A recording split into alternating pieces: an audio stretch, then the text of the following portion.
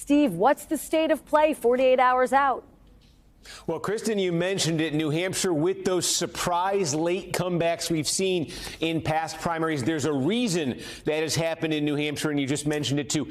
Independent voters. They make up a huge share of the presidential primary electorate in New Hampshire, more than you see basically in any other state. How big? Let's put some numbers to it right here. These are the past three competitive Republican primaries in New Hampshire. These are Republican primaries, but look, in 2016, more than 4 in 10 voters in that Republican primary was an independent. In 2012, 45%. In 2008, 37%. Those are awfully big numbers for a party primary. And the rule in New Hampshire has been you win the independent vote. Donald Trump did in 2016. Mitt Romney did in 2012. John McCain did in 2008. And you win New Hampshire. So if there is going to be a surprise on Tuesday night, and that would probably be Haley more than DeSantis, just based on the polling, Haley would need independent voters to come through for her, and she would need them to come through for her big, because if you just take a look at the latest polling we've seen out of New Hampshire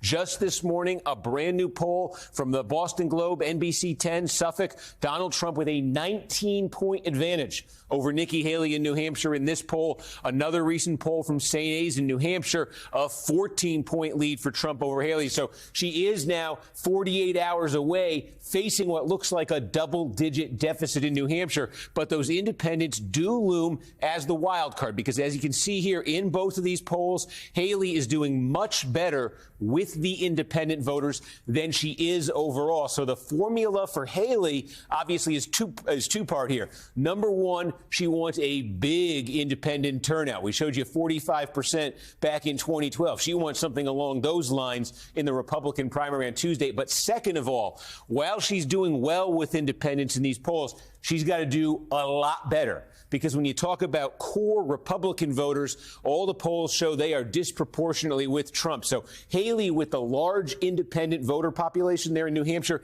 has the opportunity to counter Trump's strength with core Republicans, but she's going to have to drive up huge numbers among independents, bigger than you're seeing in this poll. The best a Republican candidate in New Hampshire's done with independent voters go back to 2000.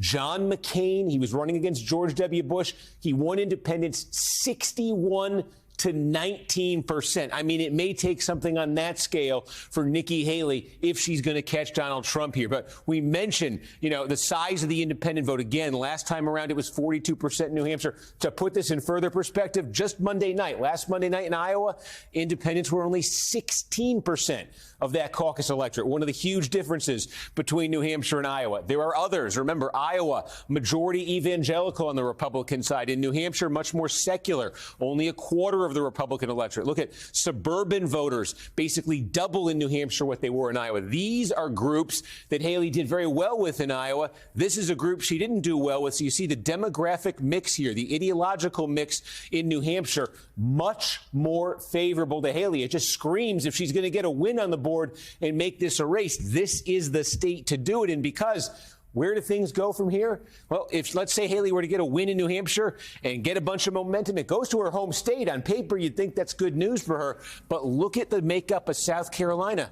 You go right back to 72% evangelical. You have fewer moderates than in New Hampshire. Far fewer independent voters. That mix in South Carolina looks more like Iowa than it does like New Hampshire. So that would be, we're jumping ahead here, but if Haley can get a monster number from independents and pull the surprise in New Hampshire, she could extend the race to her home state, but then she would have to do something in South Carolina. So far, we haven't seen her doing, and that's expand that appeal beyond independents, beyond suburbanites, beyond moderates, and get into that core base of the Republican Party that likes Donald Trump, Kristen, and has been resistant to Nikki Haley so far. We will be watching those independent voters very closely. Steve Kornacki, fascinating stuff. Thank you so much. You got it. Thanks for watching. Stay updated about breaking news and top stories on the NBC News app, or follow us on social media.